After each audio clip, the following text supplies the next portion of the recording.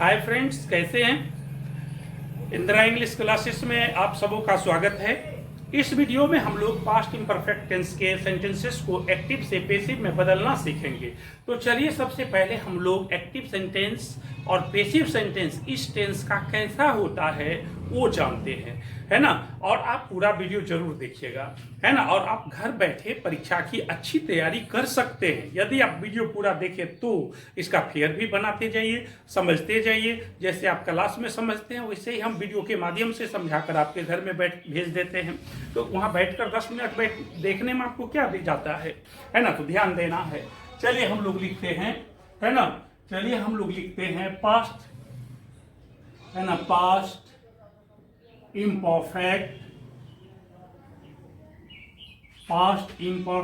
Tense, है ना। Past imperfect tense के सेंटेंसेस को एक्टिव से पैसिव में बदलना सीखेंगे। तो सबसे पहले इसकी आइडेंटिटी हम लोग देखते हैं, पहचान देखते हैं कि एक्टिव सेंटेंस कैसा होता है और पैसिव सेंटेंस कैसा होता है। इसकी आइडेंटिटी के लिए हम लोग एक बॉक्स बनाते हैं, है ना। इस बॉक्स को हाफ में कर देते हैं, इक्वल हाफ में। एक तरफ एक्टिव वॉइस लिखते हैं और दूसरी तरफ पैसिव वॉइस लिखते हैं, है ना। अब इधर लिखेंगे एक्टिव वॉइस की आइडेंटिटी, है ना। एक्टिव वॉइस की आइडेंटिटी तो दोस्तों आपको याद रखना है, यदि कोई इंग्लिश का सेंटेंस है उसमें वाज ऑब्लिक वर और प्लस वर्ब का फोर्थ फॉर्म लगा हुआ हो तो वह पास्ट इम्परफेक्ट टेंस का एक्टिव सेंटेंस होता है। याद रहेगा, वाज वेयर वर्ब का फोर्थ फॉर्म लगा रहेगा तो पास्ट इम्परफेक्ट टेंस का एक्टिव होगा। जैसे एग्जांपल लिखते हैं, Ram was reading a book, reading a book. अब इसको आप देखिएगा, यहां वॉच है और रीडिंग वर्ब का फोर्थ फॉर्म है, ये पास्ट इम्परफेक्ट टेंस का एक्टिव सेंटेंस हो गया। फिर देखिए एक और एग्जांपल हम लोग लिखते हैं, द गर्ल्स वेयर सिंगिंग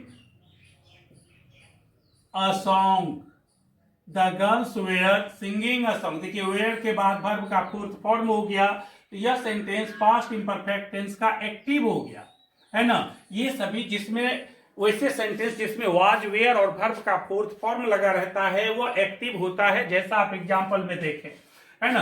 अब इसके पैसिव की आइडेंटिटी को हम लोग देखते हैं, है ना। इसकी आइडेंटिटी पैसिव में कैसा होता है। आइडेंटिटी देखिए लिखा है, was oblique were plus being plus verb का थर्ड फॉर्म। याद रहेगा, कोई सेंटेंस जिसमें वाज वर बीइंग और वर्ब का थर्ड फॉर्म लगा रहता है तो वह पास्ट इम्परफेक्ट का क्या होता है, पैसिव होता है। Was were being plus verb का थर्ड फॉर्म लगा रहता है तो वह पास्ट इम्परफेक्ट का क्या होता है, पैसिव होता है। इसको याद रखिए। चलिए इसको एग्जांपल से समझते हैं। She was being taught by me। अब इस सेंटेंस को देखिए, she was being taught by me। यहाँ वाच है, बीइंग है, टाउट वर्ब का थर्ड फॉर्म है, तो यह पास्ट इम्परफेक्ट टेंस के पैसिव सेंटेंस है।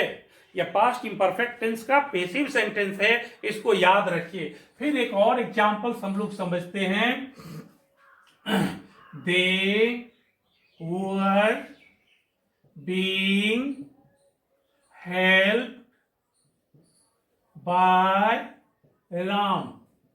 अब इस सेंटेंस में देखिए वर है, बीइंग है, हेल्प का थर्ड फॉर्म लगा हुआ है, ये पास्ट इम्परफेक्ट टेंस का क्या हो जाएगा, पैसिव होगा। तो ये एक्टिव और पैसिव की आइडेंटिटी है जिसे आप सबों को अच्छी तरह याद रखना है। इसको याद रखेंगे तो एक्टिव सेंटेंस और पैसिव सेंटेंस की पहचान हो सकेगी, तो आप एक्टिव से पैसिव में, पैसिव से एक्टिव में कन्वर्ट कर सकते हैं।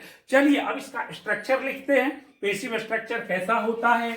चलिए देखिए, आपको ध्यान में रखना है, बहुत ही इंपॉर्टेंट है ना। पैसिव स्ट्रक्चर घर बैठे परीक्षा की तैयारी आप कैसे आसानी से कर सकते हैं, है ना, इस वीडियो के माध्यम से मैं आपको बता रहा हूं, है ना। एक्टिव से पैसिव में बदलने के लिए पहले ऑब्जेक्ट को सब्जेक्ट बना दीजिए, तब वाज और वेयर लिखिए, तब प्लस बीइंग दीजिए और मेन वर्ब जो होगा उसका थर्ड फॉर्म दीजिए, तब बाय प्लस एजेंट दीजिए।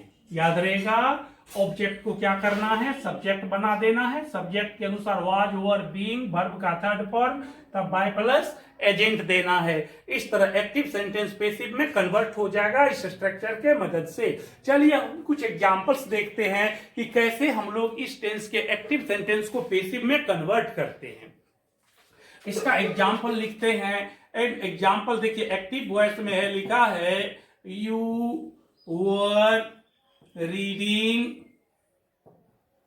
अ बुक। देखिए एक्टिव सेंटेंस है, you were reading a book, जिसमें यू सब्जेक्ट है, वर रीडिंग मैन वर्ब है ना, अ बुक ऑब्जेक्ट है ना। पैसिव जब बनाइएगा तो ये बुक जो है इसको तुरंत आपको कहाँ लाना होगा, सब्जेक्ट के जगह पर। ये हर हमेशा याद रखना है, ये ऑब्जेक्ट को कहाँ लाना है, सब्जेक्ट के जगह पर। तो इसका पैसिव जब आप बनाइएगा तो अ बुक हो जाएगा यहाँ पर, अ बुक है ना, ये हो गया। देखिए पैसिव का सब्जेक्ट, एक्टिव का ऑब्जेक्ट, पैसिव का सब्जेक्ट हो गया। तो अब ये सब्जेक्ट के बाद वाज वर में से क्या देंगे, बुक सिंगुलर है वाज देंगे। तब यहां देखिए क्या है, बीइंग है, तो आप भी बीइंग दीजिए। तब मेन वर्ब का थर्ड फॉर्म है, तो रीडिंग मेन वर्ब है, इसका थर्ड फॉर्म है ना रेड लिखिए, है ना। लिखा जाए तो आए रेड जैसा ही, लेकिन पढ़ा रेड जाता है।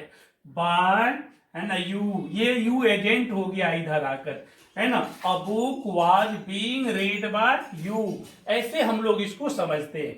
फिर एक और, ये अफर्मेटिव था, अब आप नेगेटिव का भी पैसिव बना सकते हैं। चलिए नेगेटिव में एग्जाम्पल लिखते हैं।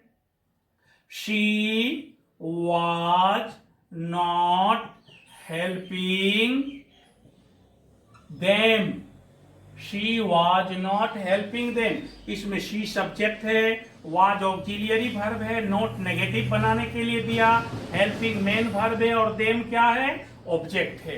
तो आपको पता है ना, एक्टिव से पैसिव में बदलने के लिए ऑब्जेक्ट को कहां ले आते हैं, सब्जेक्ट के जगह पर ले आते हैं। तो ये सब्जेक्ट के जगह पर ये देम चलाएगा, किसके जगह पर, शी के जगह पर। देम किसके जगह पर, ये देम सीधे कहां चलाएगा, शी के जगह पर। तो इसका पैसिव जब आप बनाइएगा तो जहां शी है यहां देम को लाकर लिखिएगा, तो ये नॉमिनेटिव केस में दे हो जाता है।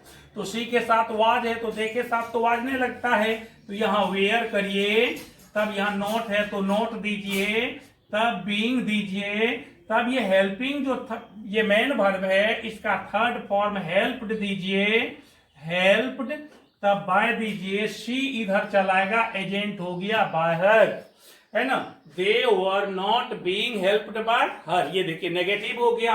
आप यस नो भी है ना बना सकते हैं, यस नो एक्टिव होगा तो पैसिव भी इसका यस नो हो जाएगा। चलिए एक तो एग्जाम्पल लिखते हैं, है ना, एक तो एग्जाम्पल लिखते हैं। Were the boys playing, were the boys playing cricket, were the boys playing cricket. देखिए ये यस नो क्वेश्चन है, इसका पैसिव भी आप क्या बनाएंगे, यस नो ही बनाएंगे, है ना। पैसिव भी क्या बनेगा, यस नो बनेगा। तो इसमें देखिए और तो ऑक्सिलियरी वर्ब है, ये देखिए द बॉयज सब्जेक्ट है, प्लेइंग मेन वर्ब है, क्रिकेट ऑब्जेक्ट है। आपको तो पता है ना, एक्टिव से पैसिव में बदलने के लिए ऑब्जेक्ट को कहां ले आते हैं, सब्जेक्ट के जगह पर। तो ये क्रिकेट चलाएगा बॉयज के जगह पर, क्रिकेट कहां चलाएगा, बॉयज के जगह पर, है ना। तो क्रिकेट सिंगुलर होता है ना, और ये बॉयज प्लुरल लिखा है, तो ये प्लुरल है, इसलिए यहाँ वेयर है। जैसे ये क्रिकेट आएगा यहाँ पर, तो यहाँ सिंगुलर सब्जेक्ट हो जाएगा और ये वाज हो जाएगा।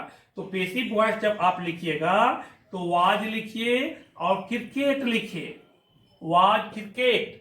तब यहां बीइंग दीजिए, बीइंग। तब ये प्लेइंग है, इसका थर्ड फॉर्म दीजिए, played by the boys, by the boys, ऐसे हो जाएगा।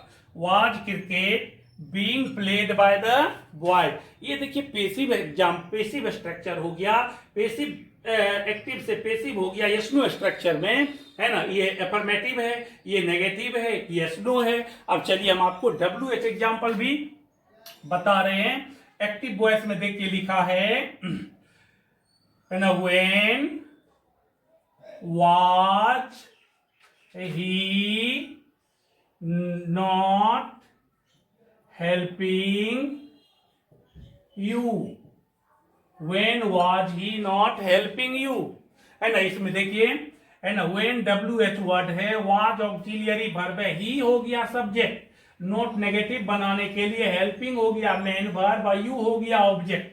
तो पैसिव में आपको कन्वर्ट करना है, तो पैसिव में कन्वर्ट करना है तो इस ऑब्जेक्ट को सीधे कहां लाना है, सब्जेक्ट के जगह पर। उस ऑब्जेक्ट को कहां लाना है, सब्जेक्ट के जगह पर, ही के जगह पर। तो यहां पर देखिए ये जो है एक्टिव वॉइस में इस सब्जेक्ट से पहले जो वर्ड है, पैसिव में भी सब्जेक्ट से पहले वही होगा। तो पैसिव जब लिखेंगे तो यहाँ वेन है तो आप वेन लिखिए।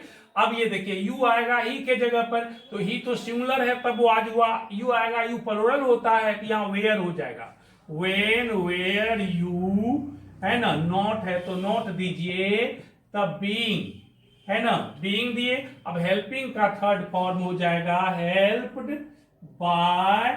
अब ये ही जो है ना, उधर जाकर एजेंट बनेगा तो क्या हो जाएगा, बाय हिम, है ना, ऐसे हो जाएगा, है ना। फिर चलिए देखिए एक और WH एग्जाम्पल देखते हैं एक्टिव वॉइस में।